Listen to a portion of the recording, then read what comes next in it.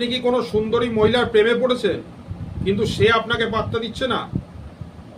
তাহলে আপনি চুপি চুপি এই বশীকরণ ক্রিয়াটি করে দিন। সে যতই সুন্দরী হোক, বিবাহিত অবিবাহিত যাই হোক, সে আপনার কাছে এসে আপনার গলা জড়িয়ে ধরে বসবে।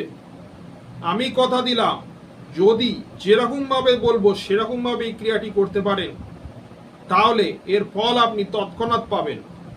আসুন দেখে নি এই প্রাচীন ক্রিয়াটি, বশীকরণের এই প্রাচীন ক্রিয়াটি কিভাবে করতে হবে। এটি বহু প্রমাণিত এবং পরীক্ষিত। এটি শুরু করার সময় আপনাকে মনে রাখতে হবে এটি কবে করতে হবে। এটি করতে হবে শনিবার সন্ধেবেলা 6টা-7টার পর। একটি লাল আসন পেতে পূর্ব দিকে মুখ করে মাটিতে বসে পড়ুন। তারপর একটি হলুদ কাগজ নিন। কাগজটা A4 সাইজ, তার থেকে একটু ছোট হলেও হবে, হাফ হলেও হবে। সেই হলুদ কাগজটির ওপর সেই মহিলার নাম, পুরো নামটা লিখে দিন। কিভাবে লিখবেন? একটি নিজের মধ্যমা আঙুল দিয়ে একটু তেল সিঁদুর গুলে নিন, সর্ষের তেল আর সিঁদুর একটু গুলে নিন। তারপরে এই মধ্যমা আঙুলটি দিয়ে সেই মহিলার পুরো নামটা হলুদ কাগজটার উপর লিখে দিন।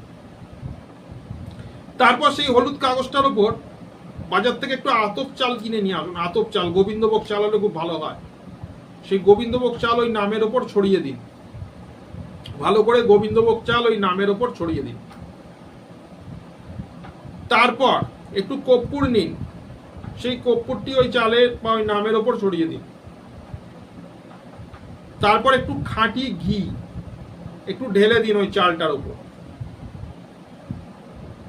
তারপর একটু মধু, খাঁটি মধু হওয়া চাই, ভেজাল হলে চলবে না।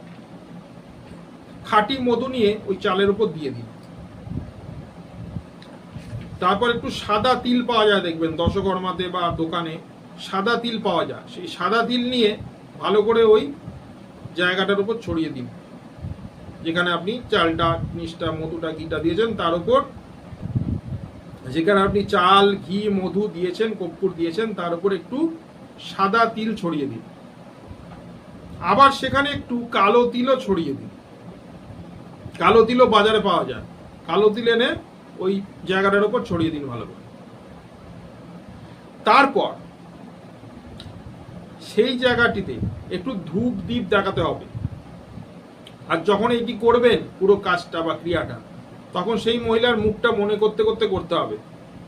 একটু ধূপ আর দ্বীপ ওই জায়গাটাতে, ওই যেখানে আপনি জিনিসগুলো দিয়েছেন তার উপর আপনি একটু দেখিয়ে দিন। তারপর একটি মহামন্ত্র আমি বলবো, সেই মহামন্ত্রটিকে 108 বার জপ করুন। মন্ত্রটি ভালো করে শুনে নিন, এখন আমি বলছি। মন্ত্রটি হচ্ছে ওং ত্রিং নমঃ। ওং ত্রিং নমঃ। এই মন্ত্রটি 108 বার জপ করুন মনে মনে।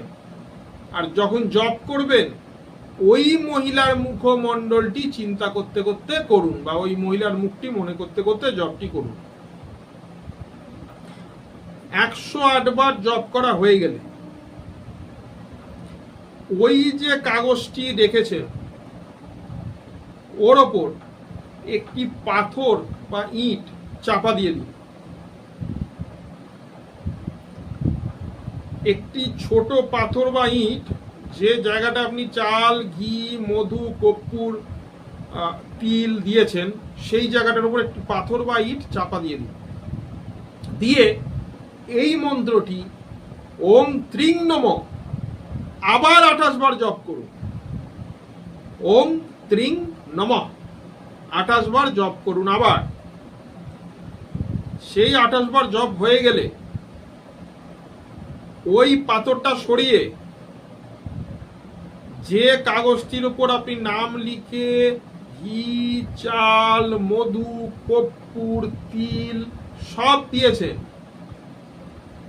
সেইটি এবার ভালো করে ভাঁজ করুন, যাতে জিনিসগুলো না পড়ে যায়। একটি বড় কাগজ নেবেন, একটু বড় সাইজের কাগজ নেবেন, যাতে ভালো করে ভাঁজ করতে সুবিধা হয়, যাতে আশপাশ দিয়ে যেন চালটা বা ইয়েটা না পড়ে যায়। সেটি ভালো করে ভাঁজ করলেন, ভাঁজ করে একটি লাল চেলির মধ্যে সেটি ভরে চেলিটি একটা গেট বেঁধে দিয়ে দেন। তাহলে কি করবেন, পাথরটা সরান, পাথরটা সরানোর পর ওই কাগজটি ভালো করে মুড়ে ফেলুন, যাতে করে চালটা বা তিলটা বাইরে না পড়ে যায়। তারপর সেই মোড়া কাগজটা নিয়ে একটি লাল চেলির মধ্যে দিয়ে সেই লাল চেলিটি গিট বেঁধে দিন।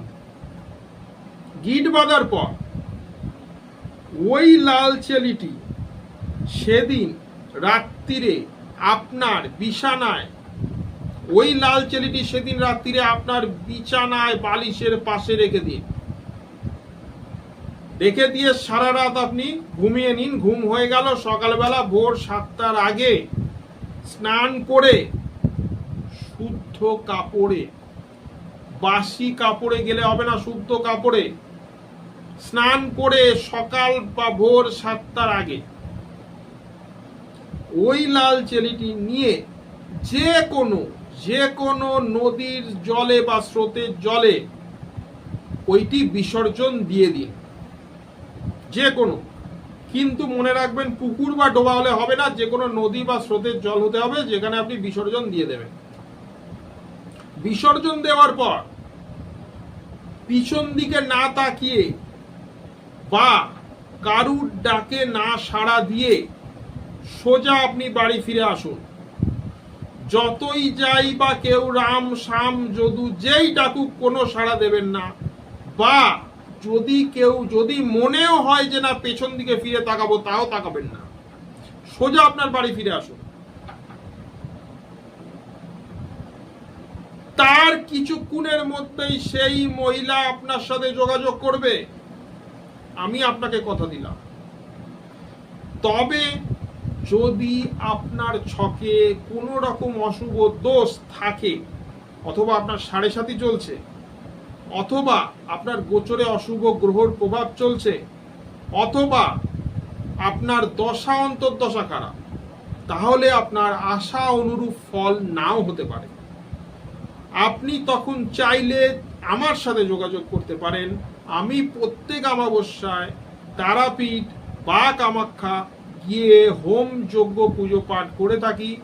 আমি আপনাকে উপায় বলে দেবো কিভাবে কাজটি সম্পন্ন করতে হবে। আজকে এই টোটকাটি এই পর্যন্ত রাখলাম। পরের দিন আবার কোনো নতুন টোটকা নিয়ে এসে হাজির হব আপনাদের সামনে।